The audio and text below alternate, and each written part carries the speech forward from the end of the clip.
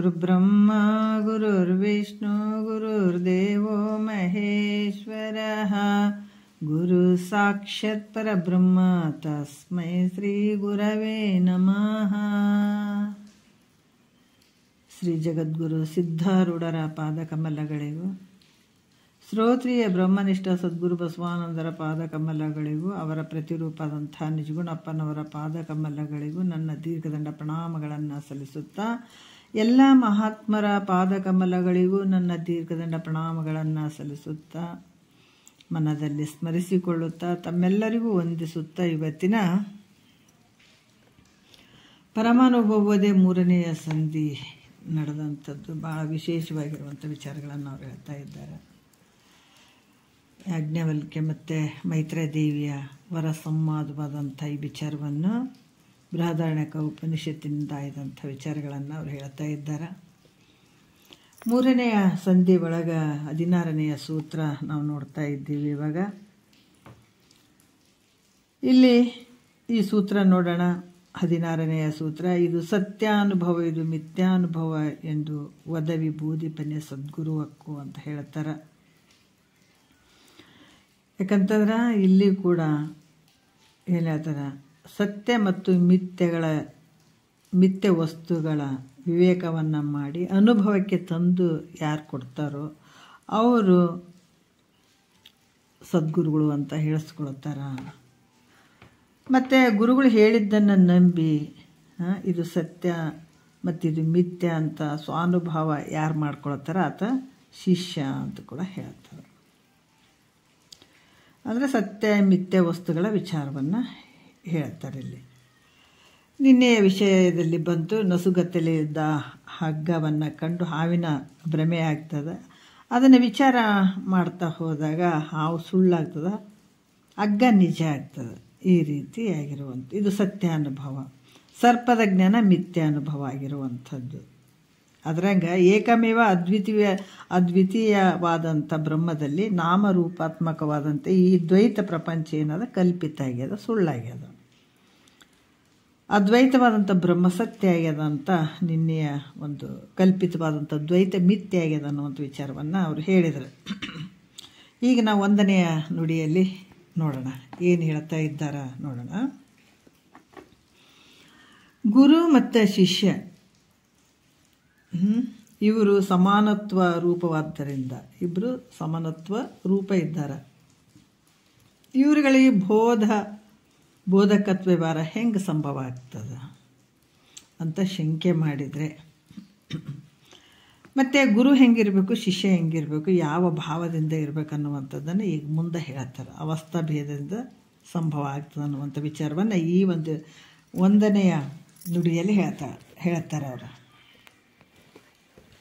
ಏನು ಹೇಳ್ತಾರೆ ಅಂತಂದರೆ, ಅಂತರಾತ್ಮ ಅವಸ್ಥೆಯೊಳು ಗುರು ಜೀವಾತ್ಮಕಂ ತಾನೇ ವಿರತಿಯಿಂದವೇ ಶಿಷ್ಯ ಕಾಂತೆ ಕೇಳಿಂತಾಗಿ ಗುರು ಶಿಷ್ಯ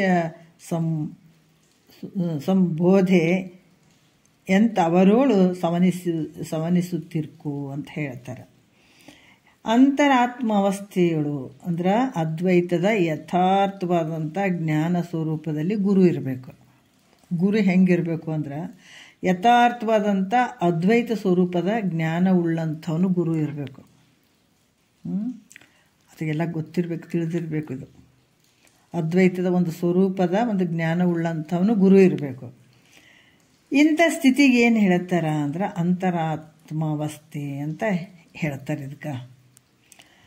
ಮತ್ತು ಶಿಷ್ಯ ಹೆಂಗಿರ್ಬೇಕಂದ್ರೆ ದ್ವೈತ ರೂಪ ಜಗತ್ತಿನಲ್ಲಿ, ದ್ವೈತ ಅಂದ್ರೆ ಬೇರೆ ಬೇರೆ ಬೇರೆ ತೋರುವಂಥದ್ದು, ಅದು ಬೇರೆ ಇದು ಬೇರೆ ಅಂತ ತೋರುವಂಥದ್ದು ದ್ವೈತ ಪ್ರಪಂಚ.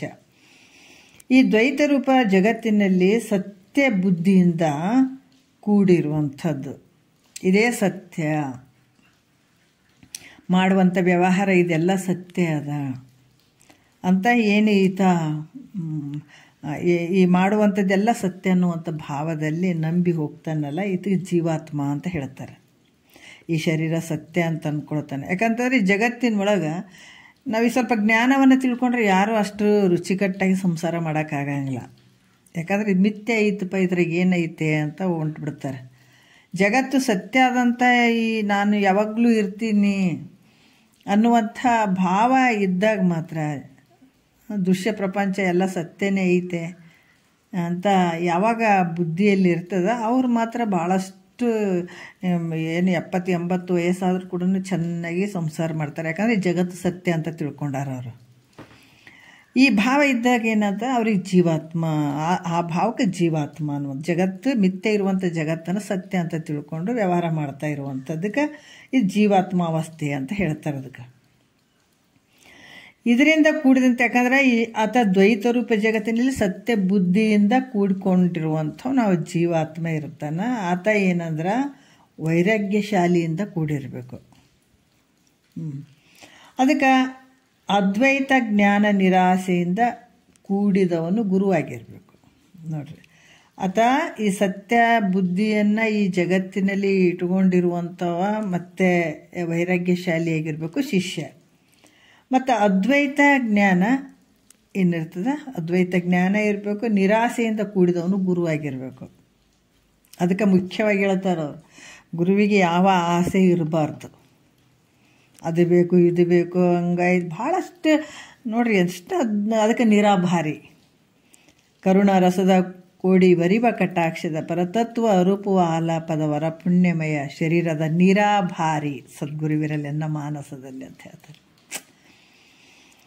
ಗುರು ಹೆಂಗಿರ್ಬೇಕಂದ್ರೆ ನಿರಾಭಾರಿಯಾಗಿರ್ಬೇಕು, ನಿರಾಸೆಯಿಂದ ಕೂಡಿರ್ಬೇಕತ್ತ.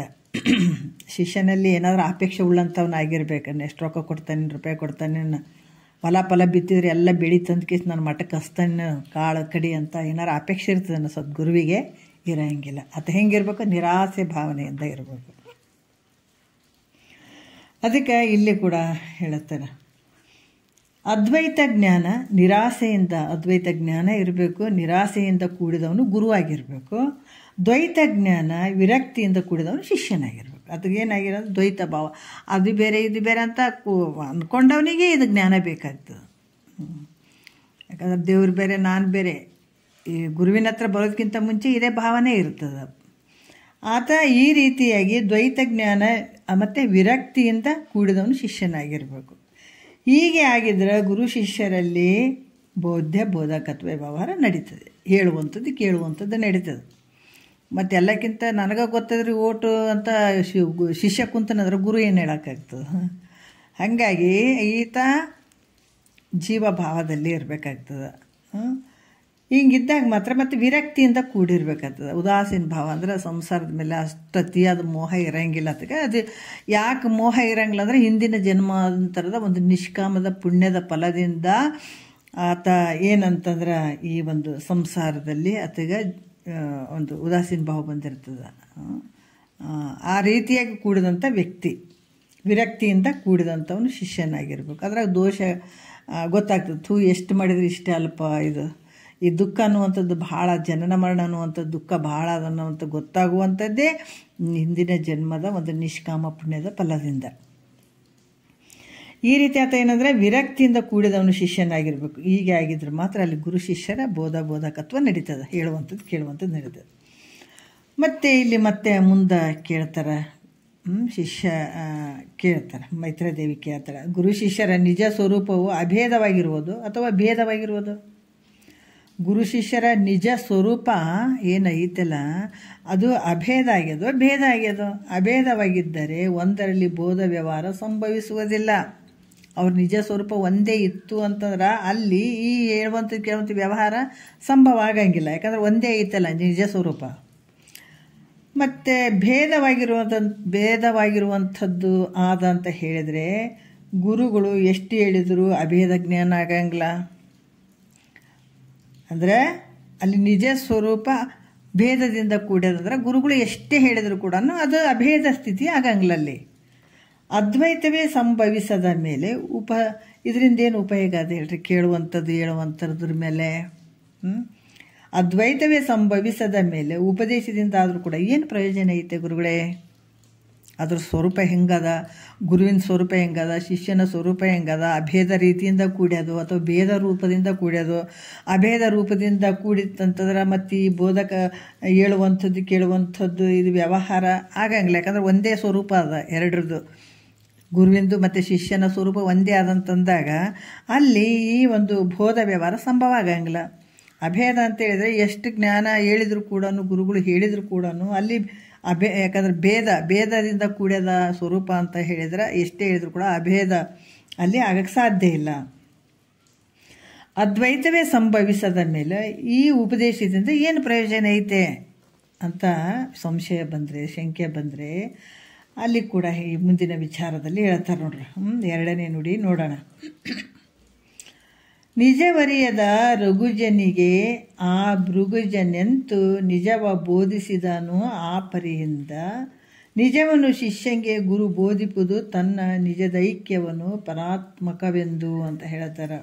ಹೌದು, ಆ ರೀತಿ ಶಂಕೆ ಬಂದ್ರೆ ಅಭೇದ ರೂಪದಿಂದ ಒಂದೇ ಸ್ವರೂಪ ಇದ್ದರೂ ಕೂಡ, ಅಭೇದ ರೂಪದಿಂದದ ಗುರುವಿನ ಬಲ್ಲಿನೂ ನಿಜ ಸ್ವರೂಪ ಒಂದೇ, ಆತನ ಒಂದು ನಿಜ ಸ್ವರೂಪ ಶಿಷ್ಯನ ಬಲ್ಲಿರುವಂಥ ಒಂದು ನಿಜ ಸ್ವರೂಪ ಒಂದೇ ಅದ. ಅಭೇದವಾಗಿದ್ದರೂ ಕೂಡ ಅವ್ರು ಕೆಲವೊಂದು ವಿಚಾರಗಳನ್ನು ಹೇಳ್ತಾರೆ. ರಘುಜ ಭೃಗಜರಂತೆ ಉಪಾಧಿ ಮೂಲಕ ಬೋಧಕತ್ವ ನಡೀತದ, ಉಪಾಧಿ ಮೂಲಕ ನಡೀತದ. ಅದು ಹೆಂಗೆ ಅಂತಂದರೆ ಇಲ್ಲಿ ಕೂಡ ಹೇಳ್ತಾರೆ, ನಿಜವರಿಯದ ಅಂದರೆ ತನ್ನ ನಿಜ ಸ್ವರೂಪವನ್ನು ತಿಳಿಯದಿರುವ ರಘುಜನಿಗೆ ಅಂದರೆ ರಾಮಚಂದ್ರ, ರಘುಜ ಅಂದರೆ ರಾಮಚಂದ್ರ, ಭೃಗುಜ ಅಂತಂದ್ರೆ ಪರಶುರಾಮ. ಇವರು ಯಾವ ರೀತಿ ಅಂತಂದ್ರೆ ಇವರು ಎರಡು ಪರಶುರಾಮ ಮತ್ತು ಶ್ರೀರಾಮಚಂದ್ರನ ಈ ಅವತಾರ ವಿಷ್ಣುವಿನ ತತ್ವದಿಂದನೇ ಅವತಾರದಿಂದ ಬಂದಂಥದ್ದು. ಒಂದೇ ವಿಷ್ಣು ತತ್ವವು ಅವತಾರ ಭೇದದಿಂದ ರಾಮ ಪರಶುರಾಮ ಅಂತ ಎರಡು ರೀತಿಯಾಗಿ ತೋರಿದಂಗೆ ಆಗ್ಯದಲ್ಲಿ ಇರೋಂಥದ್ದು ವಿಷ್ಣುವಿನ ಅವತಾರನೇ ಅದ. ರಾಮ ಒಂದ್ಸಲ ಜಾನಕಿಯ ಒಂದು ಸ್ವಯಂವರ ನಡೆದಿರ್ತದಲ್ಲ, ಆ ಕಾಲದಲ್ಲಿ ಸ್ವಲ್ಪ ಧನುರ್ಭಂಗವನ್ನು ಮಾಡಲು ಅಲ್ಲಿ ಇಟ್ಟಿರ್ತಾರೆ ನೋಡ್ರಿ. ಅದನ್ನು ಅದು ಹೊಡಿಬೇಕು. ಯಾರು ಇದು ಧನುರ್ಭಂಗವನ್ನು ಮಾಡ್ತಾರೆ ಅವರು ಆ ಒಂದು ಪಂದ್ಯ ಇಟ್ಟಿರ್ತಾರಲ್ಲಿ, ಅದಕ್ಕೆ ಅದು ಹೊಡಿಬೇಕಾದಾಗ ಶ್ರೀರಾಮಚಂದ್ರ ಅದನ್ನು ಹೊಡಿಬೇಕಾದಾಗ ಶಬ್ದ ಜೋರು ಇರ್ತದೆ. ಅದು ಯಾಕಂತಂದ್ರೆ ಅದು ಬಾಣವನ್ನು ಎತ್ತಬೇಕಾದ್ರೇ, ಧನುರ್ಬಾಣವನ್ನು ಹಿಂಗೆ ಎತ್ತಬೇಕಾದ್ರೆ ಭಾರಿ ಭಾರ ಇರ್ತದೆ. ಅದು ಹೊಡಿಯೋದಂತೂ ಇನ್ನೂ ದೂರ ಉಳೀತು. ಅದು ಹೊಡೆದಾಗ ಆ ಶಬ್ದವನ್ನು ಕೇಳಿ ಎಲ್ಲೋ ಒಂದು ಕಡೆ ಸಮಾಧಿ ಸ್ಥಿತಿಯಲ್ಲಿರುವಂಥ ಯಾರು ಪರಶುರಾಮ ಎಲ್ಲೋ ಒಂದು ಕಡೆ ಸಮಾಧಿ ಸ್ಥಿತಿಯಲ್ಲಿ ಕೂತ್ಕೊಂಡಿರ್ತಾನಂತ. ಆ ಶಬ್ದವನ್ನು ಕೇಳಿ ಸಮಾಧಿ ಸ್ಥಿತಿಯಿಂದ ಎಚ್ಚರ ಆಗ್ತಾನೆ ನೋಡ್ರಿ. ಅಂಥ ಜೋರು ಶಬ್ದ ಅದು. ಆ ಸಮಾಧಿಯಿಂದ ಎಚ್ಚರಾಗಿ ನನ್ನ ಈ ಭೂಮಿ ಭಾರವಾದ ಈ ಧನಸ್ಸನ್ನು ಭಂಗ ಮಾಡಬೇಕಾದ್ರೆ, ಇಂಥ ಒಂದು ಧನಸ್ಸನ್ನು ಈ ಭಂಗ ಮಾಡಬೇಕಾದ್ರೆ ಯಾವನೋ ಒಬ್ಬ ಕ್ಷತ್ರಿಯನೂ ಹುಟ್ಟಿದಂಗೆ ತೋರ್ತದ ಅಂತ ತಿಳ್ಕೊಳ್ತಾನೆ. ತಿಳ್ಕೊಂಡು ಆ ಸಮಾಧಿ ಸ್ಥಿತಿಗೆ ಭಂಗ ಬಂತಲ್ಲ, ಎದ್ದು ಸಿಟ್ಟಿಗೇರಿ ಕೋಪದಿಂದ ಅವನನ್ನು ಸಂಹಾರ ಮಾಡ್ತೀನಿ. ಯಾರಿದ್ದಾರ ಅಂತ ಕ್ಷತ್ರಿಯ ಯಾರಿದ್ದಾರೆ, ಈ ಧನಸ್ಸನ್ನು ಭಂಗ ಮಾಡಬೇಕಾದ್ರೆ ಯಾವನೋ ಒಬ್ಬ ಕ್ಷತ್ರಿಯ ಅದನ್ನು ಅದನ್ನು ನಾನು ಸಂಹಾರ ಮಾಡ್ತೀನಿ ಅಂತ ನಿಶ್ಚಯ ಮಾಡಿಕೊಂಡು ಬಂದುಬಿಡ್ತಾನೆ ಪರಶುರಾಮ. ಅವನಿಗೂ ಮತ್ತು ರಾಮನಿಗೆ ಬಹಳ ಯುದ್ಧ ಆಗಿಬಿಡ್ತದೆ, ರಾಮಚಂದ್ರಗ ಮತ್ತು ಪರಶುರಾಮಗ. ಯಾಕಂತಂದ್ರೆ ಈತ ರಾಮನು ಕೂಡ ಯುದ್ಧಕ್ಕೆ ಎಷ್ಟು ಪರಸ್ಪರ ಭೇಟಿ ಆಯಿತು, ಇಬ್ಬರಿಗೂ ಭೇಟಿ ಆಗ್ತದೆ ಮತ್ತು ಯುದ್ಧಕ್ಕೂ ರೆಡಿ ಆಗ್ತಾರೆ. ಆಗ ಪರಶುರಾಮನಿಗೆ ಮೊದಲಿನ ಒಂದು ವಿಚಾರ ಸ್ಮರಣೆಗೆ ಬರ್ತದೆ, ಪೂರ್ವ ವೃತ್ತಾಂತದ ಸ್ಮರಣೆಗೆ ಬರ್ತದೆ ಪರಶುರಾಮನಿಗೆ. ಆತಗೆ ಗೊತ್ತಾಗಿಬಿಡ್ತು ಏನಂದ್ರೆ ಇದು ನನ್ನ ಅವತಾರ ಇಲ್ಲಿಗೆ ಮುಕ್ತಾಯ ಆಗ್ಯದ, ನನ್ನ ಅವತಾರ ಮುಕ್ತಾಯ ಆಗ್ಯದ, ಈಗ ರಾಮನ ಅವತಾರ ಪ್ರಕಟ ಆಗ್ಯದ ಅನ್ನುವಂಥದ್ದು ಅವಾಗ ಜ್ಞಾಪಕ ಬರ್ತದೆ ಯಾರಿಗೆ, ಪರಶುರಾಮಗ. ಆದರೆ ನನ್ನ ನಿಜವು ವಿಷ್ಣು ರೂಪವೇ, ಅದು ಗೊತ್ತಾಯಿತು, ನನ್ನ ನಿಜವೇ ವಿಷ್ಣು ರೂಪ ಐತೆ. ರಾಮನ ನಿಜ ಸ್ವರೂಪನೂ ಅದೇ ಐತಿ, ವಿಷ್ಣುವಿನದೇ ಐತೆ, ಎರಡೂ ಬೇರೆ ಇಲ್ಲ. ನನ್ನ ನಿಜ ಸ್ವರೂಪನೂ ವಿಷ್ಣುನೇ ಅದ, ಶ್ರೀರಾಮಚಂದ್ರನ ನಿಜ ಸ್ವರೂಪನೂ ವಿಷ್ಣುನೇ ಅದಾನ. ಆದರೆ ರಾಮ ಮರ್ತಿದ್ದಾನ. ನನಗೆ ಅದು ಈಗ ಗೊತ್ತಾಗಿದೆ. ಇದು ಇವನಿಗೆ ತಿಳಿಸೋಣ, ಶ್ರೀರಾಮಚಂದ್ರಿಗೆ ಇದನ್ನು ತಿಳಿಸೋಣ ಅಂತ ಹೇಳಿ ಆವಾಗ ಶ್ರೀರಾಮಚಂದ್ರ ಹೇಳ್ತಾನೆ, ನೋಡು ಶ್ರೀರಾಮಚಂದ್ರ, ನೀನು ಮನುಷ್ಯನ ಅಲ್ಪ, ವಿಷ್ಣು ಪರಮಾತ್ಮನಿರುವಿ, ನೀನು ಹೆಂಗಿದೆ? ಮನುಷ್ಯನಲ್ಲ. ವಿಚಾರ ಮಾಡು, ಮನುಷ್ಯನಲ್ಲಪ್ಪ ನೀನು. ವಿಷ್ಣು ಪರಮಾತ್ಮನೇ ನೀನಿರುವೆ. ನಿನ್ನ ದರ್ಶನ ಮಾತ್ರದಿಂದ ನನ್ನ ತೇಜಸ್ಸು ನಿನ್ನಿಂದ ಬಂದದ್ದು ನಿನ್ನಲ್ಲೇ ಐಕ್ಯ ಆಯಿತು. ನಿನ್ನ ದರ್ಶನ ಮಾತ್ರದಿಂದ ನನ್ನ ತೇಜಸ್ಸು ನಿನ್ನಿಂದ ಬಂದಂಥದ್ದು ನಿನ್ನಲ್ಲೇ ಐಕ್ಯ ಆಗಿಬಿಡ್ತು. ಅದಕ್ಕೆ ನೀನು ದೇವಾದಿದೇವ ಇದ್ದೀಯ, ಮತ್ತು ಜಗತ್ಕರ್ತ ವಿಷ್ಣು ಪರಮಾತ್ಮನೇ ನೀನಿದ್ದೀಯಪ್ಪ ಅಂತ ಅನೇಕ ವಿಧವಾಗಿ ಬೋಧಿಸ್ತಾನ. ಯಾರು? ಪರಶುರಾಮ. ಯಾರಿಗೆ? ಶ್ರೀರಾಮಚಂದ್ರಗ. ಇದು ಹಲವಾರು ವಿಚಾರಗಳಲ್ಲಿ ಕೂಡ ಹೇಳಿದ್ದಾರೆ. ಅದರಿಂದ ಭೃಗುಕುಲದಲ್ಲಿ ಹುಟ್ಟಿದ ಪರಶುರಾಮನು ರಘುಕುಲದಲ್ಲಿ ಹುಟ್ಟಿದ ಶ್ರೀರಾಮಚಂದ್ರನ ಕುರಿತು ನೀನು ವಿಷ್ಣು ಇರುವೆ ಅಂತ ಹೆಂಗೆ ಉಪದೇಶ ಮಾಡಿದನು? ಈತ ಎಲ್ಲಿ ಹುಟ್ಟಿದನ? ಭೃಗುಕುಲದಲ್ಲಿ ಹುಟ್ಟಿದಂಥ ಪರಶುರಾಮ, ರಘುಕುಲದಲ್ಲಿ ಹುಟ್ಟಿದಂಥ ಶ್ರೀರಾಮಚಂದ್ರನ ಕುರಿತು ನೀನೇ ವಿಷ್ಣು ಇರುವಪ್ಪ ಅಂತ ಹೇಗೆ ಉಪದೇಶ ಮಾಡಿದನೋ ಹಾಗೆ ನೋಡ್ರಿ. ಅಂತರಾತ್ಮ ಅವಸ್ಥೆಯುಳ್ಳ ಗುರುಗಳು, ಅಂತರಾತ್ಮ ಅವಸ್ಥೆ ಯಥಾರ್ಥ ಅದ್ವೈತ ಸ್ವರೂಪದಲ್ಲಿರುವಂತಹ ಅಂತರಾತ್ಮ ಅವಸ್ಥೆಯುಳ್ಳಂಥ ಗುರುಗಳು ಜೀವಾತ್ಮ ಅವಸ್ಥೆಯುಳ್ಳಂಥ ಶಿಷ್ಯನನ್ನ ಕುರಿತು ಏನು ಹೇಳ್ತಾ ಇದ್ದಾರೆ ಅವರು? ತತ್ವಮಸ್ಯಾದಿ ವಾಕ್ಯಗಳಿಂದ. ತತ್ವಮಸ್ಯಾದಿ ವಾಕ್ಯಗಳಿಂದ ನೀ ಹೆಂಗದೀಯ? ನೀನೇ ಪರಮಾತ್ಮ ಇದ್ದೀಯಾ, ನೀನೇ ಪರಬ್ರಹ್ಮ ಇದ್ದೀಯಾ, ಬ್ರಹ್ಮನಂತ ಅಭೇದ ಬೋಧವನ್ನು ಹೇಳ್ತಕ್ಕಂಥದ್ದು ಹೇಳಲೇಬೇಕು. ಹೀಗೆ ಒಂದೇ ಅದ್ವೈತದಲ್ಲಿ ಉಪಾಧಿ ಮೂಲಕ ಬೋಧಕತ್ವ ವ್ಯವಹಾರ ನಡೀತದ, ಸಂಭವ ಆಗ್ತದ ಅಂತ ಕೂಡ ಹೇಳ್ತಾರೆ. ಉಪಾಧಿ ಮೂಲಕ ಇವೇ ನಡೀತಾವಪ್ಪ ಅಂತ ಹೇಳ್ತಾರೆ ಅವರು. ಮತ್ತು ಶಿಷ್ಯನು ಗುರುಗಳು ಹೇಳಿದ ಸತ್ಯಾನುಭವವನ್ನು ನಂಬಿ ಮಿಥ್ಯಾನುಭವ ಪುಸಿ ಎಂದು ನಿರಾಕರಿಸ್ತಕ್ಕಂತ ಹೇಳ್ತಾರೆ. ಯಾಕಂದ್ರೆ ಏನು ಹೇಳ್ತಾರೆ ಅಂದ್ರೆ, ಶಿಷ್ಯನು ಗುರುಗಳು ಹೇಳಿದ ಸತ್ಯಾನುಭವನ ಏನು ಹೇಳಿದ್ರು? ಗುರುಗಳು ಹೇಳಿದಂಥ ವಿಚಾರವನ್ನು ಕೇಳಿದಂತಹ ಶಿಷ್ಯನು ಅದು ನಂಬುವಂಥದ್ದು, ಸತ್ಯಾನುಭವ ಅಂತ ನಂಬುವಂಥದ್ದು. ನಂಬಿ ಮಿಥ್ಯಾನುಭವ ಪುಸಿ ಅಂತ ಗುರುಗಳು ಹಂಗೆ ಹೇಳಕತ್ತೀರಿ, ನಾನು ಹಂಗೆ ಇರ್ತೀನಿ ರೀ ಅಂತ ಅನ್ನುವಂಥದ್ದಲ್ಲ. ಯಾಕಂದರೆ ಈ ವಿಚಾರಗಳು ಭಾಳ ಬರ್ತಾವ. ಈ ಭಾವ ಇತ್ತಂದರೆ ಎಷ್ಟು ವರ್ಷ ಕೇಳಿದ್ರೂ, ಗುರು ಹೇಳೋದಕ್ಕಿಂತ ಮುಂಚೆ ನಾನು ಹಂಗೆ ಇದ್ದ, ಗುರು ಹೇಳಿದ ಮೇಲೆ ಇದೇ ಭಾವ ಹೊಂದ್ಕೊಂಡಿರ್ತೀನಿ, ಮನಸ್ಸು ಬದಲಾವಣೆ ಮಾಡ್ಕೊಳಂಗಿಲ್ಲ ಅಂತಂದರೆ ಎಷ್ಟು ವರ್ಷ ಕೇಳಿದ್ರೂ ವ್ಯರ್ಥ, ಮುಕ್ತನಾಗೋಕ್ಕೆ ಚಾನ್ಸೇ ಇರೋಂಗಿಲ್ಲ. ಅದಕ್ಕೆ ಗುರುವಾಕ್ಯವನ್ನು ಇದು ಸತ್ಯಾನುಭವ ಅನ್ನುವಂಥದ್ದು ನಂಬುವಂಥದ್ದು ಶಿಷ್ಯನ ಬಳಿ ಇರಬೇಕಾಗ್ತದೆ. ಇದಕ್ಕೆ ಒಂದು ಉದಾಹರಣೆ ಹೇಳ್ತಿದ್ರು, ಮಾಡಬಾರ್ದಂತಲ್ಲ, ಇದು ಮೇಲ್ಮಟ್ಟದ ವಿಚಾರಕ್ಕಾಗಿ ಈ ವಿಚಾರ ಹೇಳ್ತಾ ಇದ್ದೀವಿ. ಭಾಳಷ್ಟು ಒಂದು ರೌಂಡ್ ಕೇಳಿದಿರು. ಕೇಳಿಸಿ ತತ್ವಮಸಿ ವಾಕ್ಯ ನೀನೇ ಪರಬ್ರಹ್ಮ ಸ್ವರೂಪ ಅಂತ ನೀಟಾಗಿ ಹೇಳಿದ ಮೇಲೆ ನಮಗೆ ಇನ್ನೊಂದು ಅವಕಾಶ ಇರೋಂಗಿಲ್ಲ. ಯಾಕಂದ್ರೆ ನೀನೇ ಪರಬ್ರಹ್ಮ, ಎಲ್ಲ ಕಡೆ ತುಂಬಿದಂಥ ನೀನೇ, ನಿನ್ನ ಸ್ವರೂಪನೇ ಐತೆ. ತತ್ವಮಸಿ ಇದು ಜೀವಾತ್ಮ ಮತ್ತು ಪರಮಾತ್ಮ ಇರುವಂಥದ್ದು ಒಂದೇ ಅದ, ನಿನಗಿಂತ ಇನ್ನೊಂದು ವಸ್ತು ಇಲ್ಲ. ಉದಾಹರಣೆ ಕೊಟ್ಟು ಹೇಳ್ತಾರೆ, ಮಣ್ಣಿಗಿಂತ ಮಡಿಕೆ ಬೇರೆ ಯಾವುದೂ ಇಲ್ಲ, ಅದರೊಳಗೆ ಬರೀ ಮಣ್ಣು ತುಂಬಿದಂತಂದ್ಮೇಲೆ ದೇವ್ರು ಹೊರಗಡೆನೂ ಅದಾನ, ನಿನ್ನ ಒಳಗಡೆನೂ ಇದ್ದಾನ, ಎಲ್ಲ ಕಡೆ ತುಂಬಿದಾನ. ಅಥವಾ ಒಂದು ಗುಡಿ ಒಳಗೆ ಹೋಗಿ ಅಲ್ಲೇ ಒಂದು ಕಲ್ಲಿನಾಗ ಅಥವಾ ಮೂರ್ತಿ ಒಳಗೆ ಅಲ್ಲೇ ಅದಾನಂತ ಹೇಳ್ಕೊಳಂಗಿಲ್ಲ. ಅಥವಾ ಹೊರಗೂ ತುಂಬಿದಾನ, ಒಳಗೂ ತುಂಬಿದಾನ. ಅದಕ್ಕೆ ಕನಿಷ್ಠನಿಗೆ ಮೂರ್ತಿಗಳಲ್ಲಿ ಪೂಜೆ ಅಂತ ಹೇಳ್ತಾರೆ. ಮಧ್ಯಮ ಮತ್ತು ಕನಿಷ್ಠ, ಮಧ್ಯಮ. ಕನಿಷ್ಠನಿಗೆ ಗುಡಿಗುಂಡಾರಗಳಲ್ಲಿ ದೇವರು ಉಂಟು, ಮುನಿಗಳಿಗೆ ಮನಸ್ಸಿನಲ್ಲಿ ದೇವರು ಉಂಟು, ಆರುಢನಿಗೆ ಸರ್ವತ್ರ ದೇವರು ಉಂಟಂತ ಹೇಳ್ತಾರೆ. ಹೇಳಿದಾಗ ತೇಜ್ ಬುದ್ಧಿ ಉಳ್ಳಂಥ ಶಿಷ್ಯ ತಿಳ್ಕೊಂಡ್ಬಿಡ್ತಾನೆ, ಹೌದಲ್ಲ ಎಲ್ಲ ಕಡೆ ದೇವ್ರಿದ್ದಾನಂತಂದ್ರೆ ನಾ ಇಲ್ಲಿ ಕುಂತರೂ ದೇವ್ರು ನೆನೆಸ್ಬೋದು, ಅಲ್ಲಿ ಕುಂತರೂ ದೇವ್ರು ನೆನೆಸ್ಬೋದು, ಎಲ್ಲ ಕಡೆ ದೇವ್ರು ಇದ್ದಾನ, ಗುಡಿ ಒಳಗೆ ಇದ್ದಾನೆ ದೇವ್ರು ಅಂತ ಪಟ್ನ ಚೇಂಜ್ ಮಾಡ್ಕೊಂಡ್ಬಿಡ್ತಾನೆ ಮನಸ್ಸನ್ನು. ಯಾಕಂದ್ರೆ ಅಲ್ಲೇ ಒಂದು ಭಾವ ಇಡಂಗಿಲ್ಲ, ಎಲ್ಲ ಕಡೆ ಇದ್ದಾನಂದ್ರೆ ಎಲ್ಲ ಕಡೆ ತುಂಬಿದಾನ, ಆ ಶಕ್ತಿ ಎಲ್ಲ ಕಡೆ ಆದಂತ ತಿಳ್ಕೊಂಡ್ಬಿಡ್ತಾನೆ. ಅಲ್ಲ, ತೇಜ್ ಬುದ್ಧಿ ಇದ್ದಂತ ಸ್ವಲ್ಪ ಬದಲಾವಣೆ ಮಾಡ್ಕೊಳ್ತಾನೆ. ಇಲ್ಲ ರೀ, ಆ ಗುರುಗಳು ಹಂಗೆ ಹೇಳತ್ತಾರೆ. ಇಷ್ಟೆಲ್ಲ ಹೇಳಿ ಕಟ್ಟಿದ್ರು ಕೂಡ ಮರುದಿವಸ ಗುರುಗಳು ಎಲ್ಲ ಕಡೆ ದೇವ್ರು ಇದ್ದಾನಂತ ಹೇಳಿದಾರ, ತತ್ವಮಸಿ ವಾಕ್ಯ ಹೇಳಿದಾರ ಅಂತ ಗಪ್ಪ ಕಳಿವಿಲೆ ಇವ್ರು ಗುಡಿ ಕಡೆ ಹೋಗೋರು. ತಾತರು ಒಂದು ದೇವಸ್ಥಾನ ಇತ್ತು, ಅಲ್ಲಿ ತಿರುಗಾಡ್ಕೊಂತ ಹೋಗೋರು. ಹೋದಾಗ ಮತ್ತು ಇದೆಲ್ಲ ಶಾಸ್ತ್ರ ಕೇಳಿದ್ಮೇಲೆ ಅವ್ರು ಹೇಳುವಂಥದ್ದು ಏನಂದ್ರೆ ಉಪದೇಶ.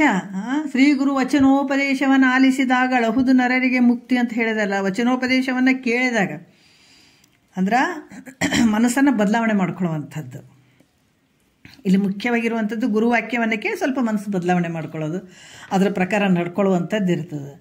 ಮತ್ತು ಗುರು ಹೇಳೋದಕ್ಕಿಂತ ಮುಂಚೆನೂ ಹಂಗೆ ಇದ್ದು ಒಂದು ಕಾಯಿ ತೊಗೊಂಡು ಪೂಜೆ ಹೂವು ತೊಗೊಂಡು ಎಲ್ಲಿಗೆ ದೇವ್ರಿಗೆ ಹೋಗ್ತೀನಿ ಅಂತ ಹೋಗಿ ಗುರುಗಳು ಬರಾಗ ಹಿಂಗೆ ಮುಚ್ಚಿಟ್ಕೊಂಡ್ರು ಒಬ್ಬರು.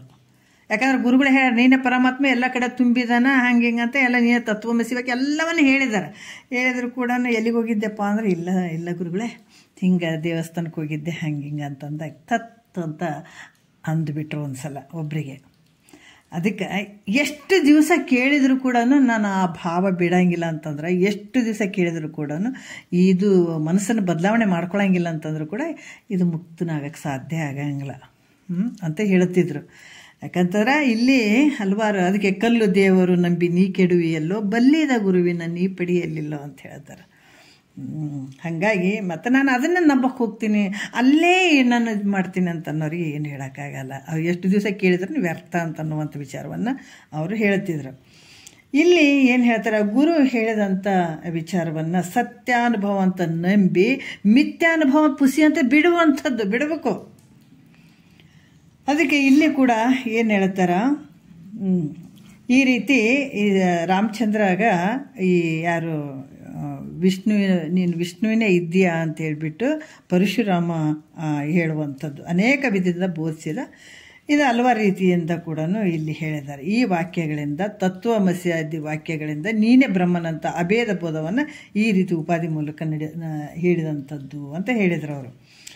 ಮತ್ತು ಇದನ್ನು ಗುರು ಹೇಳಿದಂಥದ್ದನ್ನು ನಂಬಿ ಶಿಷ್ಯ ಆ ಪ್ರಕಾರ ಹೋಗುವಂಥದ್ದು, ಸತ್ಯ ಅನ್ನುವಂಥದ್ದು ಹಿಡಿಯುವಂಥದ್ದು, ಮಿಥ್ಯ ಅನ್ನುವಂಥದ್ದು ಬಿಟ್ಕೊಳ್ಳುವಂಥದ್ದು ಪ್ರಯತ್ನ ಪಟ್ಟು ಬಿಟ್ಕೋಬೇಕು. ಅದು ಗುಳಿಗೆ ಕೊಟ್ಟ ಮೇಲೆ ನಮ್ಮ ಡಾಕ್ಟ್ರೇ ಬಂದು ನಿನಗೆ ಉಣಿಸಿ ತಿನ್ನಿಸಿ ಬಾಯಾಗ ಹಾಕ್ತಾರೆ ನಿಂಗೆ. ಬಿಟ್ಕೋ ನೋಡಪ್ಪ, ಇಂಥ ಊಟ ಮಾಡು, ಹೊಟ್ಟೆ ತುಂಬ ಊಟ ಮಾಡಿ ಇಂಥ ಗುಳಿಗೆ ತೊಗೊಂತ ಕೊಡ್ತಾರೆ. ಅಥವಾ ಮನೆಗೆ ಬಂದು ಹೊಟ್ಟೆ ತುಂಬ ಊಟ ಮಾಡಿ ಡಾಕ್ಟ್ರ್ ಹೇಳ್ದಂಗೆ ಗುಳಿಗೆ ತೊಗೊಂಡಾಗ ಆರಾಮಾಗ್ತದೆ. ಮತ್ತು ಅದೇ ಬಂದು ಡಾಕ್ಟ್ರೇ ಬಂದು ಬಾಯಾಗ ಹಾಕಿ ಗುಳಿಗೆ ನುಂಗಪ್ಪ ಅಂತೇಳಿ ಇದು ಮಾಡ್ತಾರೆ ಇಲ್ಲಲ್ಲ. ಹಂಗೆ ಇದನ್ನು ಗುರು ನೋಡಪ್ಪ ನೀನು ಆನಂದ ಪಡ್ಕೊಳ್ಬೇಕಾಗಿತ್ತಂದ್ರೆ ಇಂಥದ್ದು ಮಾಡ್ಕೊ, ಹಿಂಗೆ ಮಾಡಿದಾಗ ನಿನಗಿಂತ ಆನಂದ ಐತೆ ಅಂತ ಹೇಳಿದಾಗ ಶಿಷ್ಯ ಪ್ರಯತ್ನ ಪಟ್ಟು ಇದನ್ನು ಮಾಡ್ಕೊಳ್ಬೇಕಾಗ್ತದೆ. ಅದನ್ನು ಮಾಡಂಗಿಲ್ಲ ಅಂತಂದರೆ ಅದೇ ಅಂಥದ್ದು. ಅದಕ್ಕೆ ಇಲ್ಲಿ ಹೇಳ್ತಾರ, ಗುರು ಸತ್ಯಾನುಭವ ಗೋಚರವೆನೆ ಪೇಳ್ದು ಉರು ಭಕ್ತಿಯೋಳು ನಂಬು ಬಳಿಕೊಂದು ಪರಿಯ ಮಿಥ್ಯಾನುಭವಕ್ಕೆ ಗೋಚರವನು ನೀ ನಿರದರಿ ಪುಸಿ ಎಂದು ಶಶಿಮುಖಿ ಅಂತ ಹೇಳ್ತಾರ. ಏನು ಹೇಳ್ತಾರ, ಇಲ್ಲಿ ಕೂಡ ಗೋಚರವನ್ನು ನೀನು ಇರದೆ ಗೋಚರವನ್ನು ನೀನು ಇರದೆ ಅರಿ ಅಂತ ಹೇಳ್ತಾರೆ ಅವರು. ಅರಿ ನೀನು ಇರದೆ ಅರಿ ಪುಸಿ ಎಂದು ಶಶಿಮುಖಿ ಅಂತ ಕೂಡ ಹೇಳ್ತಾರೆ. ಇಲ್ಲಿ ಶಶಿಮುಖಿ ಅಂದ್ರೆ ಚಂದ್ರನಂತೆ ಮುಖವುಳ್ಳಂತಹ ಮೈತ್ರಾದೇವಿಗೆ ವರ್ಣನೆ ಮಾಡ್ತಾರೆ. ಏನು ಹೇಳ್ತಾರ ಅಂತಂದ್ರೆ ಇಲ್ಲಿ ಕೂಡ ಈ ಗುರು ಅಂತಂದಾಗ ಸದ್ಗುರುಗಳು ಎಲ್ಲ ಗುರುಗಳನ್ನೇ ಇದನ್ನು ಈ ಒಂದು ಗೂಢಾರ್ಥದ ರಹಸ್ಯವನ್ನು ಎಲ್ರಿಗೂ ಹೇಳಕ್ಕೆ ಬರೋಂಗಿಲ್ಲ. ಶ್ರೋತ್ರಿಯ ಬ್ರಹ್ಮನಿಷ್ಠ ಸದ್ಗುರುಗಳೇ ಇದನ್ನು ತಿಳಿಸ್ಬೇಕಾದಂತ ತಿಳಿಸ್ತಾರೆ, ಅವರೇ ತಿಳಿಸ್ತಾರೆ, ಬೇರೆ ಯಾರಿಗೂ ಈ ಶಕ್ತಿ ಇರೋಂಗಿಲ್ಲ. ಅದಕ್ಕೆ ಇದು ಸತ್ಯಾನುಭವ ಅಂತಂದ್ರೆ ಪರಬ್ರಹ್ಮ ಸ್ವರೂಪದ ಅರಿವು. ಸತ್ಯಾನುಭವ ಅಂದ್ರೆ ಏನು? ಪರಬ್ರಹ್ಮದ ಸ್ವರೂಪದ ಒಂದು ಅರಿವು. ಗೋಚರವೇನೆಂದರೆ ಅಪರೋಕ್ಷವಾಗುವ ಹಾಗೆ ಹೇಳಿದ್ದನ್ನು ಅಧಿಕವಾದ ಭಕ್ತಿಯಿಂದ ನಂಬು, ವಿಶ್ವಾಸ ಇಡು ಮೈತ್ರ. ಈ ಸಣ್ಣ ಮಾತುಗಳಲ್ಲ ಇದು ಡಿಗ್ರಿ ಓದಿದಂಗೆ. ಡಿಗ್ರಿ ಓದಿದ ಮೇಲೆ ವೃತ್ತಿ ಕೋರ್ಸನ್ನು ಕೆಲವು ಬರ್ತದಲ್ಲ, ಅದು ಓದಿದಗಳನ್ನೇ ನಮಗೇನಾಗ್ತದೆ ಭಾಳ ಆನಂದವಾಗಿ, ಇಲ್ಲರಿ ಇನ್ನು ನೌಕರಿ ಆಯ್ತು ಅಂತಂದ್ರೆ ನಾವು ಒಂದು ಜೀವನದಾಗ ಸೆಟ್ಲ್ ಆಗಿಬಿಡ್ತೀವಿ, ಇನ್ನು ಪಗಾರ ಅದು ಬರ್ತದೆ, ಉಣ್ಕೊಂತ ಕುಂತ್ಬಿಡ್ತೀವಿ, ಆನಂದವಾಗಿರ್ತೀವಿ ಅಂತ ಅಂತೀವಲ್ಲ. ಅದ್ರಾಗ ಎಷ್ಟೋ ಜನ್ಮಾಂತರದ ಬಂದಿಯಲ್ಲ, ಇದು ಒಂದು ಮೇಲ್ಮಟ್ಟಕ್ಕೆ ಬಂದಂಗಿದು. ಅದಕ್ಕೆ ಇಲ್ಲಿ ಕೂಡ ಹೇಳ್ತಾರ, ಗುರುಗಳು ಸೊಗತಾದಿ ತ್ರಿವಿಧ ಭೇದರಹಿತವಾದಂಥ ಯಾವ ಬ್ರಹ್ಮ ಉಂಟು ಅಂದ್ರೆ, ಸೊಗತಾದಿ ಅಂದಾಗ ಸ್ವಗತ, ಸಜಾತಿ, ವಿಜಾತಿ ಇವು ಮೂರು ಇರದೇ ಇರುವಂಥದ್ದು. ಸ್ವಗತ ಅಂದ್ರೆ ಈ ಶರೀರದ ಅವಯವಗಳು, ಏನು ಕೈ ಕಾಲು ಕಣ್ಣು ಕಿವಿ ಮುಗದವಲ್ಲ, ಇವು ಸ್ವಗತ ಅಂದರೆ ಶರೀರದಲ್ಲಿ ಇರುವಂಥ ಅವಯವಗಳು ಇವು. ಇದಕ್ಕೆ ಸ್ವಗತ. ಸಜಾತಿ ಅಂದರೆ ಮನುಷ್ಯರು ಉದಾಹರಣೆ ತಗೊಳ್ಳುವಂಥದ್ದು. ವಿಜಾತಿ ಅಂದರೆ ಈ ಮನುಷ್ಯರು ಕಲ್ಲು ಕಟ್ಟಿಗೆ ಈ ರೀತಿಯಾಗಿ ವಿಜಾತಿಗಳು. ಇವೇನಾರ ಅದಾವನ್ನ ಪರಬ್ರಹ್ಮನ ಸ್ವರೂಪಕ್ಕೆ ಅಂತಂದರೆ ಇವು ತ್ರಿವಿಧ ಭೇದರಹಿತವಾದಂಥ ಯಾವ ಪರಬ್ರಹ್ಮ ಉಂಟೋ ಇದು ಸತ್ಯವಾಗಿರುವಂಥದ್ದು, ಯಾವ ಉಪಾಧಿಗಳು ಇಲ್ಲ. ಯಾವ ಸೊಗತಾದಿ ತ್ರಿವಿಧ ಭೇದರಹಿತವಾಗಿರುವಂಥದ್ದು ಅಂಥ ವಸ್ತುವಿನ ಜ್ಞಾನವೇ ಸತ್ಯಾನುಭವ ಅಂತ ಹೇಳಲ್ಪಡ್ತದ ನೋಡ್ರಿ. ಅದಕ್ಕೆ ಅದು ಸತ್ಯವೆಂದು ಭಕ್ತಿಪೂರ್ವಕವಾಗಿ ಇದು ಸದ್ಗುರು ಹೇಳ್ತಾನೆ ನೋಡಪ್ಪ, ಯಾವ ಒಂದು ಉಪಾಧಿಗಳಿಲ್ಲ, ಯಾವ ಸೊಗತಾದಿ ಭೇದರಹಿತನಾಗಿರುವಂಥದ್ದು ಅರಿವೇ ನೀನು, ನಿನ್ನ ಸ್ವರೂಪನೇ ಅರಿವೈತಪ್ಪ ಅಂತ ಸದ್ಗುರು ಹೇಳಿದಾಗ ಅದೇ ಸತ್ಯ ಅಂತ ಭಕ್ತಿಯಿಂದ ಶಿಷ್ಯನು ನಂಬಬೇಕು. ಅದಕ್ಕೆ ನಂಬಿಕೆಯ ಸಾಂಬನುಲಿಮೆಗೆ ಕಾರಣ ಅಂತ ಹೇಳ್ತಾರೆ. ಯಾವ ರೀತಿ ಸದ್ಗುರು ಹೇಳಿದಾನಂದ್ರೆ ಅದು ಸತ್ಯ ಅಂತ ಭಕ್ತಿಪೂರ್ವಕವಾಗಿ ಆ ಶಿಷ್ಯನ ನಂಬತಕ್ಕದ್ದು. ಅದರಲ್ಲಿ ಕಲ್ಪಿತವಾದ ಸೊಗತಾದಿ ಭೇದಗಳಿಂದ ಒಡಗೂಡಿದಂಥ ಯಾವ ನಾಮ ರೂಪಾತ್ಮಕವಾದಂಥ ಜಗತ್ತುಂಟೋ ಅದರಲ್ಲಿ ತೋರಿದಂಥದ್ದು ಇದೇನಾದ ಮಿಥ್ಯವಾಗಿರುವಂಥವು ಭೇದಗಳಿಂದ ಕೂಡಿದಂಥದ್ದು, ನಾಮರೂಪದಿಂದ ಕೂಡಿದಂಥ ಈ ಜಗತ್ತೇನದ ಅದು ಮಿಥ್ಯ ಅಂತ ಹೇಳಿದಂಥದ್ದನ್ನು ಅದನ್ನು ಬಿಡಬೇಕು, ಆ ಭಾವವನ್ನು ತೆಗಿಬೇಕು. ಸದ್ಗುರು ಹೇಳಿದಾನೆ ಯಾವ ಸತ್ಯ ಅಂದರೆ ಇದು ಸತ್ಯ ಐತೆ ನೋಡಪ್ಪ, ಯಾವ ಉಪಾಧಿಗಳೆಲ್ಲ ನಿನ್ನ ಒಂದು ಸ್ವರೂಪನೇ ಅದೈತೆ, ಭೇದರಹಿತವಾಗಿರುವಂಥದ್ದು ಐತೆ, ಅದು ನಿನ್ನ ಸ್ವರೂಪ ಐತೆ. ನಿನ್ನಲ್ಲಿ ತೋರುವಂಥ ಈ ಜಗತ್ತೇನದ ನಾಮರೂಪದಿಂದ ಕೂಡ್ಯದ, ಇದು ನಾನಾ ರೀತಿಯಿಂದ ಆಟ ಆಡಕತ್ತದ, ಇದು ನಿನಗೆ ಸಂಬಂಧ ಇಲ್ಲ, ಇದು ಮಿಥ್ಯೆ ಐತಪ್ಪ, ಇದನ್ನು ಬಿಟ್ಕೋ ಅಂತ ಹೇಳಿದ್ರೆ ಆ ವಿಚಾರವನ್ನು ಕೇಳಿ ಈ ಶಿಷ್ಯ ಆದಂಥ ನೋಡ್ರಿ ಹೆಂಗೆ ನಂಬಬೇಕು ಅಂತಂದ್ರೆ ಭಾಳಷ್ಟು ಮಹಾತ್ಮರು ಹಂಗಾಗಿದ್ದಾರೆ ರೀ. ಗುರುವೇ ಗತಿ ಅಂತ ಗುರುವಿನ ಪಾದಕ್ಕೆ ಬಿದ್ದುಬಿಟ್ಟಿದ್ದಾರೆ ಅವರು. ನಾವು ಸಿದ್ಧಾರೂಢರ ಒಂದು ಕಬೀರದಾಸರನ್ನ ನೋಡಿದಾಗ ಗೊತ್ತಾಗ್ತದೆ, ಭಾಳ ದೊಡ್ಡ ಶ್ರೀಮಂತರು ಅವರು. ಇನ್ನೂ ನಾವು ನೋಡ್ಬೋದಂತ ಈ ನೈರು ಶರ್ಟ್ ಇರ್ತದಲ್ಲ, ಆ ಥರ ಉದ್ದಂತ ಶರ್ಟ್ ಅವ್ರದ್ದು. ಅದರಲ್ಲಿ ಇನ್ನುವರೆಗೂ ಬಂಗಾರದ ಎಳಿಗಳು ಇರುವಂಥ ಒಂದು ಡ್ರೆಸ್ಸು ಅವ್ರದ್ದು. ಅಷ್ಟು ಶ್ರೀಮಂತರು ಅವರು. ಮುಸ್ಲಿಮ್ ಇದ್ದರೂ ಕೂಡ ಭಾಳ ದೊಡ್ಡ ಶ್ರೀಮಂತರು ಅವರು. ಯಾವಾಗ ಗುರುಗಳ ಪಾದಕ್ಕೆ ಬಂದು ಬಿದ್ದರೂ ತಿರ್ಗಾ ಮನೆ ಕಡೆ ಅವರಿಗೆ ಹೋಗೋಕೆ ಒಲ್ಲ ಅನಿಸ್ತಂತ ನೋಡ್ರಿ. ನಾನು ಇದನ್ನೇ ಕೇಳ್ಬೇಕು, ಇದನ್ನೇ ಪಡ್ಕೊಳ್ಬೇಕಂತ. ಇಲ್ಲಪ್ಪ ಮನ್ಯಾಗ ದೊಡ್ಡ ಶ್ರೀಮಂತರಾರ, ನೀವು ಹೋಗಿ ನಿಮ್ಮಪ್ಪ ನಿಮ್ಮವ್ವ ಏನು ಹೇಳ್ತಾರೆ ಹಂಗೆ ಕೇಳು ಮಾಡು ಅಂತಂದ್ರೆ, ಇಲ್ಲ ಗುರುಗಳೇ ಆಗಲ್ಲ ಅಂತ ಅಲ್ಲೇ ಗುರುವೇ ಗತಿ ಅಂತ ಕೂತ್ಕೊಂಡ್ಬಿಟ್ರು ಅವರು. ಗುರುಗಳು ಏನು ಹೇಳ್ತಾರೆ ಅದು ಎಷ್ಟೊಂದು ನಂಬಿ ಬಿಡ್ತಿದ್ರು ಅಂದ್ರೆ ಅದು ಹೇಳೋಕ್ಕಾಗಲ್ಲ ನಿಜವಾಗಿ. ಹಾಗಾಗಿ ಈ ರೀತಿಯಾಗಿ ಯಾರು ಈ ಒಂದು ಕಲ್ಪಿತವಾದ ಸೊಗತಾದಿ ಭೇದಗಳಿಂದ ಕೂಡಿದಂಥ ಯಾವ ನಾಮರೂಪಾತ್ಮಕ ಜಗತ್ತೈತಿ ಇದು ಮಿಥ್ಯೆ ಐತಪ್ಪ, ಇದು ನೀನು ಬಿಟ್ಕೋ ಅಂತ ಹೇಳಿದಾಗ ಇದು ಮಿಥ್ಯದಿಂದ ಕೂಡಿದಂಥದ್ದು ಅಂತಂದಾಗ ಅದನ್ನು ಬಿಡುವಂಥದ್ದು. ಈ ರೀತಿಯಾಗಿ ಇದು ಮಾತ್ರ ಮಿಥ್ಯವಾಗಿರುವಂಥದ್ದು, ಸುಳ್ಳು ಅಂತ ತಿಳ್ಕೊಳ್ಬೇಕಾದಂಥದ್ದು ಅಂತ ಹೇಳ್ತಾರೆ. 4ನೇ ನುಡಿ ನೋಡೋಣ ಏನು ಹೇಳ್ತಾರೆ. ಸತ್ಯಾನುಭವ ಮಿಥ್ಯಾನುಭವಗಳೆಂದು ಹೇಳಿದರೆ ನಾವು ಯಾತಕ್ಕೆ ಏನೆಂದು ತಿಳಿಬೇಕು ನೋಡ್ರಿ. ಸತ್ಯಾನುಭವ ಮತ್ತು ಮಿಥ್ಯಾನುಭವಗಳೆಂದು ಹೇಳಿದರೆ ನಾವು ಯಾತಕ್ಕೆ ಏನೆಂದು ತಿಳಿಬೇಕು ಅಂತ ಕೇಳಿದ್ರೆ ಉತ್ತರವನ್ನು ಹೇಳ್ತಾರೆ ಅವರು. ಏನಂದ್ರೆ ದ್ವೈತವೇ ಮಿಥ್ಯಾನುಭೂತಿ ಎಂದು ಒಲವಿನ್, ಅದ್ವೈತವೇ ಸತ್ಯಾನುಭವವೆಂದು ಶ್ರೌತಾನುಗುಣ ಯುಕ್ತಿಯೊಡಗೂಡಿ ಪೇಳುವರು ಆ ತತ್ವವನ್ನು ಬಲ್ಲ ಸುಖಿಗಳು. ಅಂದರೆ ನಾವು ಸತ್ಯಾನುಭವ ಮತ್ತು ಮಿಥ್ಯಾನುಭವ ಅಂತ ಯಾತಕ್ಕೆ ಕೇಳಬೇಕು, ಯಾವುದಕ್ಕೆ ಹೇಳಬೇಕು ಅಂತ ಕೇಳಿದ್ರೆ ಅವ್ರು ಹೇಳ್ತಾರೆ, ದ್ವೈತ ಅಂತಂದ್ರೆ ತ್ರಿವಿಧ ಭೇದಗಳಿಂದ ಕೂಡಿದಂಥ ಜಗತ್ತು, ಸ್ವಗತ ಸಜಾತಿ ವಿಜಾತಿ ಇವೆಲ್ಲವುಗಳಿಂದ ಕೂಡಿದಂಥದ್ದು ಜಗತ್ತು ದ್ವೈತ. ಇದು ಮಿಥ್ಯಾನುಭವ ಅಂತ, ಇದು ಸುಳ್ಳು ಅಂತ. ಅದಕ್ಕೆ ಇಲ್ಲಿ ಕೂಡ ಹೇಳ್ತಾರ ಏಕಮೇವ ಅದ್ವಿತೀಯಂ ಬ್ರಹ್ಮ ಅನ್ನುವಂಥ ಶ್ರುತಿ ವಾಕ್ಯ ಅದ. ಏಕಮೇವ ಅದ್ವಿತೀಯಂ ಬ್ರಹ್ಮ ಅಂತಂದ್ರೆ ಏಕ ಏವ ಅದ್ವಿತೀಯ ಅಂದ್ರೆ ಈ 3 ಶಬ್ದಗಳು ಬರ್ತಾವೆ ಇಲ್ಲಿ. ಅಂದ್ರೆ ಸ್ವಗತ ಸಜಾತಿ ವಿಜಾತಿ ಅಂದರೆ ಏಕ ಏವ ಅದ್ವಿತೀಯ ಅನ್ನುವಂಥ ಭೇದತ್ರಯಗಳಿಂದ ರಹಿತವಾದಂಥದ್ದು. ಇವು ಭೇದತ್ರಯಗಳಿಂದ ಕೂಡಿದಂಥವು, ಇದು ಇರದೇ ಇರುವಂಥದ್ದು. ಪರಬ್ರಹ್ಮವು ಇದು ದೃಕ್ಕು ಅಂದರೆ ಸತ್ಯವೆಂತಲೂ.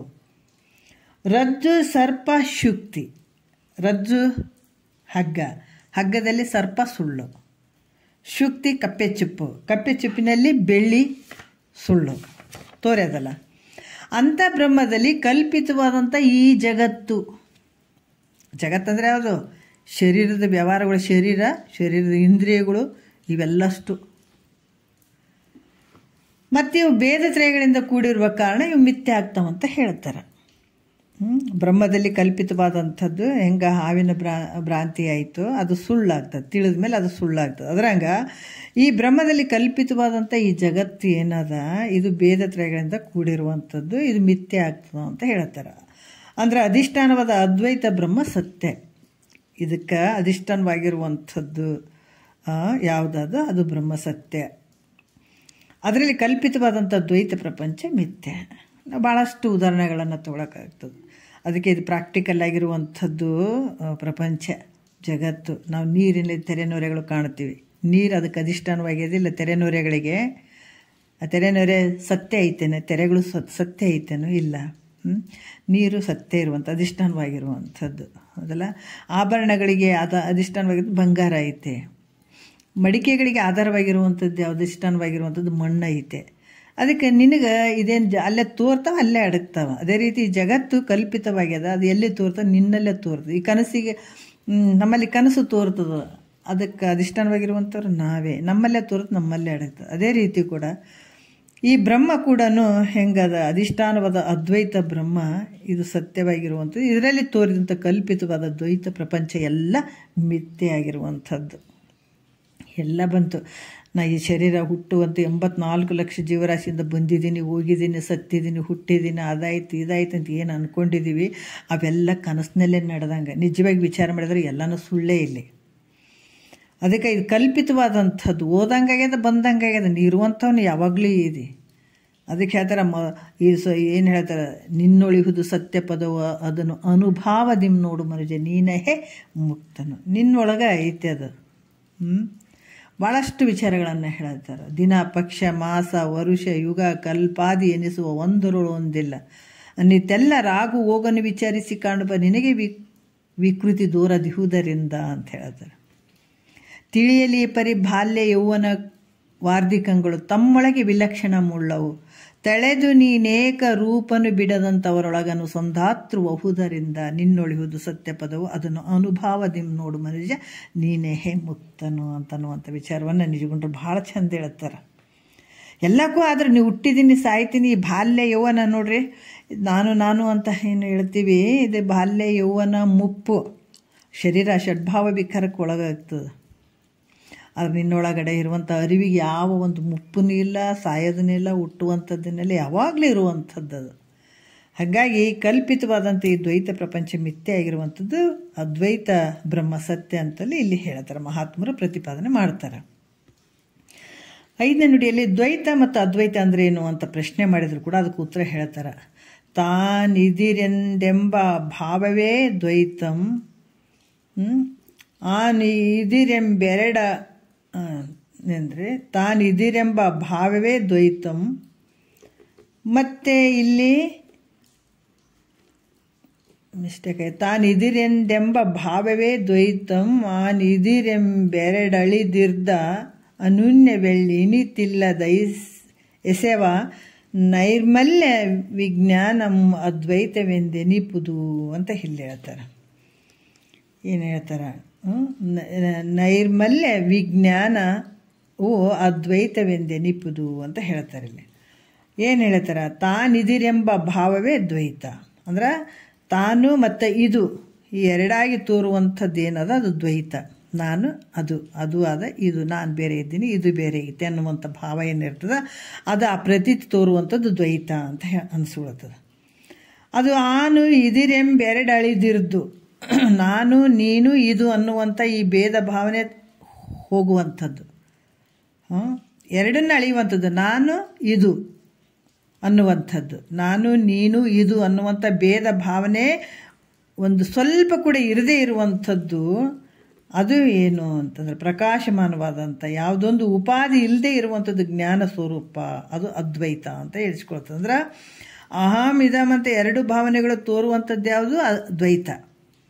ಅಹಂ ನಾನು ಅನ್ನುವಂಥದ್ದು, ಇದಮ್ ಅಂತಾರೆ ಈ ಜಗತ್ತು ಅನ್ನುವಂಥದ್ದು, ಇದು ಏನು ಭಾವ ತೋರ್ತಿರ್ತದೆ ಅದಕ್ಕೆ ದ್ವೈತ ಅಂತ ಹೇಳ್ತಾರೆ. ಇವೆರಡು ಭಾವನೆಗಳು ಅವು ತೋರದೆ ಅಪರಿಚ್ಛಿನ್ನವಾದ ಅಂದ್ರೆ ಪರಿಚ್ಛಿನ್ನ ಅಂದರೆ ಸ್ವಲ್ಪ ಇರುವಂಥದ್ದು, ಅಪರಿಚ್ಛಿನ್ನ ಅಂದರೆ ಲೆಕ್ಕಕ್ಕೆ ಸಿಗದೇ ಇರೋದು, ಭಾಳಷ್ಟು ಪೂರ್ಣವಾಗಿರುವಂಥದ್ದು, ಶುದ್ಧ ವಿಜ್ಞಾನ ಸ್ವರೂಪವಾಗಿರುವಂಥದ್ದು ಯಾವುದಂದ್ರೆ ಅದ್ವೈತ. ಇದು ಈ ರೀತಿ ಜಗತ್ತಿನಲ್ಲಿ ನಾನು ಇದು ಅಂತ ಎರಡು ಭಾವನೆಗಳು ತೋರ್ತಾವ. ಆದ್ರೆ ಜಗತ್ತಿನಲ್ಲಿ ನಾನು ಮತ್ತು ಇದು ಜಗತ್ತನ್ನು ತೋರ್ತದೆ, ನಾನು ಅನ್ನುವಂಥದ್ದನ್ನು ತೋರುವಂಥದ್ದು. ಇವೆರಡು ಭಾವನೆಗಳು ತೋರ್ತಾವೆ. ಆದ್ರೆ ನಿದ್ರೆ ಒಳಗೆ ಇವು ತೋರ್ತವೇನು? ಅಹಂ ನಾನು ಅನ್ನುವಂಥದ್ದು ಇಲ್ಲ, ಈ ಜಗತ್ತು ಅನ್ನುವಂಥದ್ದು ಇಲ್ಲ. ಎರಡೂ ಭಾವನೆಗಳು ತೋರಂಗಿಲ್ಲ. ಅಂದ್ರೆ ಅಲ್ಲಿ ಅಖಂಡವಾದ ತನ್ನ ಅದ್ವೈತ ಸ್ವರೂಪವೇ ಇರುವಂಥದ್ದು ನಿದ್ರೆ ಒಳಗೆ. ಅದಕ್ಕೆ ಅದು ಎಲ್ಲರ ನಾವು ಅನುಭವಿಸ್ತೀವಿ ಬ್ರಹ್ಮಾನಂದವನ್ನು ಎಲ್ಲಿ ನಿದ್ರೆ ಒಳಗೆ. ಅದು ನಿಜವಾದ ಆನಂದ ಏನು ಅಂದರೆ ಅಲ್ಲ, ಶಾಂಪಲ್ ನೋಡ್ರಪ್ಪ ಬ್ರಹ್ಮಾನಂದ ಹೆಂಗೆ ಅದಂತಂದ್ರೆ ಶಾಂಪಲ್ ನೋಡ್ರಿ ಅಂತಂದಂಗೆ. ಅದು ಅಲ್ಲಿ ಅವಿದ್ಯೆ ಇರ್ತದಲ್ಲ, ಅದು ಏನಂದ್ರೆ ಪ್ರತಿಬಿಂಬ ಆನಂದ. ಅದು ಅದರ ಬಿಂಬ ಆನಂದನೇ ಬೇರೆ ಇರ್ತದೆ, ಅಜ್ಞಾನ ಇರ್ತದಲ್ಲಿ. ಅದಕ್ಕಾಗಿ ಅದು ಅಷ್ಟು ಇದಾಗಲ್ಲ. ಅದ್ವೈತ ರೂಪನೇ ತೋರ್ತಾ ಇರುವಂಥ ಅಖಂಡವಾದ ತನ್ನ ಸ್ವರೂಪನೇ ಅಲ್ಲಿರ್ತದೆ ನಿದ್ರೆ ಒಳಗೆ. ಆದರೆ ಅಜ್ಞಾನ ಅನ್ನುವಂಥದ್ದು ಅದು ಮರೆಮಾಚಿರ್ತದಲ್ಲಿ.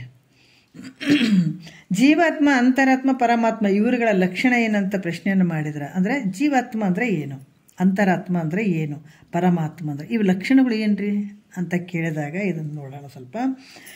ದ್ವೈತವೇ ಜೀವನ ಅದ್ವೈತ ಅಂತರನು, ದ್ವೈತವೇ ಜೀವನು ಅದ್ವೈತ ಅಂತರನು ಅಂತರನ್ ಆ ದ್ವೈತ ಅದ್ವೈತಗಳೆಂಬೆರಡನ್ನು ನೇತಿಗಳೆದು ಮೇಣವರ ತೋರಿಕೆ ಹುಡುಗಿ ನಿಂದಾತನೇ ಪೂರ್ಣ ಪರಮಾತ್ಮನು ಅಂತ ಹೇಳ್ತಾರೆ. ಏನು ಹೇಳ್ತಾರೆ? ದ್ವೈತವೇ ಜೀವನು ಅಂದ್ರೆ ಈ ದ್ವೈತ ಪ್ರಪಂಚವು ಸತ್ಯ ಅಂತ ಅಭಿಮಾನ ಉಳ್ಳಂಥವನು ಜೀವನು. ಜೀವ ಅಂತ ಯಾರು ಅಂತಂದ್ರೆ ಈ ದ್ವೈತ ಪ್ರಪಂಚ ಸತ್ಯ ಅಂತ ತಿಳ್ಕೊಂಡಿರುವಂಥವನು ಜೀವನು. ಅದ್ವೈತ ನಂತರನು ಅಂದ್ರೆ ಅಖಂಡೈಕ ರಸವಾದ ವಸ್ತುವೇ ನಾನು ಅಂತ ತಿಳ್ಕೊಂಡಂಥವನು ಯಾರು? ಅಂತರಾತ್ಮ. ಅರ್ಥ ಆಯ್ತಲ್ಲ? ಮತ್ತು ದ್ವೈತ ಅದ್ವೈತ ಎರಡನ್ನು ನೇತಿಗೆಳೆದು ಬಿಟ್ಬಿಡೋದು, ಇವೆರಡನ್ನ ನೇತಿಗೆಳೆದು ಉಳಿಯುವಂಥವನು ಯಾರು? ಆತ ಪರಮಾತ್ಮ. ಅದನ್ನು ಹೇಳ್ತಾರೆ ಅವರು. ದೃಶ್ಯವಾಗಿರುವಂಥ ದ್ವೈತ ಪ್ರಪಂಚವನ್ನು ಸತ್ಯ ಅಂತ ಯಾರು ತಿಳ್ಕೊಂಡಿರ್ತಾರ ಆತ ಜೀವನು. ಜೀವಾತ್ಮ ಅಂತಂದ್ರೆ ಯಾರು? ಈತ ತನ್ನ ಯಾವ ರೀತಿ ಅಂದರೆ ಇರದೇ ಇರುವಂಥದ್ದನ್ನು ನಂದು ಅಂತ ತಿಳ್ಕೊಂಡು ಬಿಟ್ಟಿದ್ದಾನೆ. ಇರದೇ ಇರುವಂಥದ್ದು ಅದಕ್ಕೆ ಇಲ್ಲದ ಲೋಕವನ್ನು ಉಂಟೆನಿಸುವನು ನೋಡ್ರಿ. ಯಾಕಂದರೆ ಇದು ಉಳ್ಳ ಬ್ರಹ್ಮವನ್ನು ಇಲ್ಲೆನಿಸುವುದು, ಇಲ್ಲದ ಲೋಕವನ್ನು ಉಂಟೆನಿಸುವುದು, ಮಾನ್ಯನೇ ಇದು ನಿನ್ನನ್ನೇ ನೆಮ್ಮಿಹದು ಅನ್ಯನ್ನೇ ಥರ ಮಾಹಿಯುವುದು ಅಂತ ಹೇಳ್ತಾರಲ್ಲ. ಇಲ್ಲದ ಲೋಕವನ್ನು ಸತ್ಯ ಅಂತ ತಿಳ್ಕೊಂಡಾನೆ, ಇದ್ದ ಬ್ರಹ್ಮವನ್ನು ಇಲ್ಲ ಅಂತ ತಿಳ್ಕೊಂಡ್ಬಿಟ್ಟಿದ್ದಾನೆ. ಅದಕ್ಕೆ ಇಲ್ಲಿ ಕೂಡ ಏನು ಹೇಳ್ತಾರ? ದೃಶ್ಯವಾಗಿ ತೋರುವಂಥ ಈ ಪ್ರಪಂಚ ಸತ್ಯ ಅಂತ ಯಾರು ತಿಳಿದಿರ್ತಾರೋ ಆತ ಜೀವಾತ್ಮ, ಜೀವನು. ಇದೆಲ್ಲ ಮಿಥ್ಯದ ಅಧಿಷ್ಠಾನವಾದ ಸಚ್ಚಿದಾನಂದ ಸ್ವರೂಪನಾದ ನಾನು ಸತ್ಯ ಇದ್ದೀನಿ. ಈ ಕಾಣುವಂಥ ಪ್ರಪಂಚ ಎಲ್ಲ ಮಿಥ್ಯೆ ಐತೆ, ಇದಕ್ಕೆ ಅಧಿಷ್ಠಾನವಾಗಿರುವಂಥದ್ದು ನಾನು ಸತ್ಯ ಇದ್ದೀನಿ ಅಂತ ಯಾರು ತಿಳ್ಕೊಂಡಿರ್ತಾರ ಆತ ಅಂತರಾತ್ಮ. ಭಾಳ ಒಳ್ಳೆ ವಿಚಾರ ಹೇಳ್ತಾರೆ ನೋಡ್ರಿ ಅವರು. ಏನು ಹೇಳ್ತಾರಂತಂದ್ರೆ, ಈ ನಾನೇ ಸತ್ಯನು ಯಾವನಂತ ತಿಳಿದಿರ್ತಾನ, ಅಧಿಷ್ಠಾನವಾದ ಸಚ್ಚಿದಾನಂದ ಸ್ವರೂಪನಾದ ನಾನೇ ಸತ್ಯ ಅಂತ ಯಾರು ತಿಳಿದಿರ್ತಾರೋ ಅವನು ಅಂತರಾತ್ಮ. ಇದು ಸತ್ಯ, ಇದು ಮಿಥ್ಯ ಅನ್ನುವಂಥ ಎರಡು ಕಲ್ಪನೆ ಹೋಗಿರಬೇಕು. ಎಷ್ಟು ಸೂಕ್ಷ್ಮ ಐತೆ ನೋಡ್ರಿ ಇಲ್ಲಿ. ಜೀವಾತ್ಮ, ಅಂತರಾತ್ಮ ಮತ್ತು ಪರಮಾತ್ಮ. ಈತ ಅಂತರಾತ್ಮದಲ್ಲಿ ಇದ್ದಂಥ ಏನು ತಿಳ್ಕೊಂಡಿರ್ತಾನೆ? ಅಧಿಷ್ಠಾನವಾದ ಸಚ್ಚಿದಾನಂದ ಸ್ವರೂಪನಾದ ನಾನು ಸತ್ಯ ಇದ್ದೀನಿ ಅಂತ ಯಾರು ತಿಳ್ಕೊಂಡಿರ್ತಾರೋ ಅವ್ರ ಅಂತರಾತ್ಮ ಸ್ಥಿತಿಯಲ್ಲಿ ಉಳ್ಳಂಥವ್ರು ಅಂತರಾತ್ಮನೋತಾರೆ. ಅದಕ್ಕೆ ಇವೆರಡು ಮಿಥ್ಯೆ. ಇದು ಸತ್ಯ, ಇದು ಮಿಥ್ಯೆ ಅನ್ನುವಂಥ ಕಲ್ಪನೆಗಳು ತೋರಿದ ಸಹಜ ಸ್ಥಿತಿಯಲ್ಲಿ ಯಾರಿರ್ತಾರೋ ಅವರು ಪರಮಾತ್ಮ.